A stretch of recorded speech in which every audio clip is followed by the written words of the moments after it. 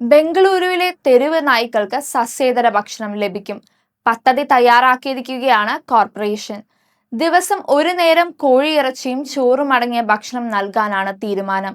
നഗരത്തിലെ 5000 തെരുവ് നായ്ക്കൾക്ക് ഭക്ഷണം ലഭിക്കും.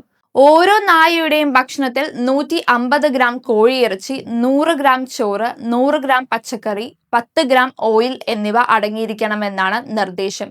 22.42 രൂപയാണ് ഒരു നായയുടെ ഭക്ഷണത്തിന്റെ ചെലവ് കണക്കാക്കുന്നത്. ഒരു വർഷത്തേക്ക് 2.9 കോടി രൂപയാണ് പദ്ധതിക്കായി BBMP നീക്കിവെച്ചത്. നേരത്തെയും നഗരത്തിലെ തെരുവ് നായ്ക്കൾക്ക് BBMP ഭക്ഷണം എത്തിച്ചു നൽകിയിട്ടുണ്ട്.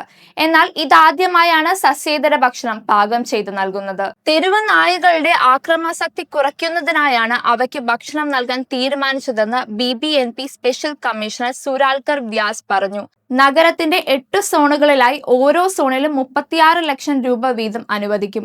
ഓരോ സോണിലും 100 വീതം കേന്ദ്രങ്ങളിൽ ഭക്ഷണ വിതരണം നടക്കും. ഓരോ കേന്ദ്രത്തിലും 500 നായ്ക്കൾക്ക് ഭക്ഷണം നൽകുമെന്നും അദ്ദേഹം അറിയിച്ചു. നഗരവാസികൾ പദ്ധതിയോട് സമ്മിശ്രമായാണ് പ്രതികരിക്കുന്നത്. നല്ല കാര്യമെന്ന് മൃഗസ്നേഹികൾ പറയുമ്പോൾ അനാവശ്യ ചെലവാണ് നടത്തുന്നതെന്ന് മറുവിഭാഗം പറയുന്നത്.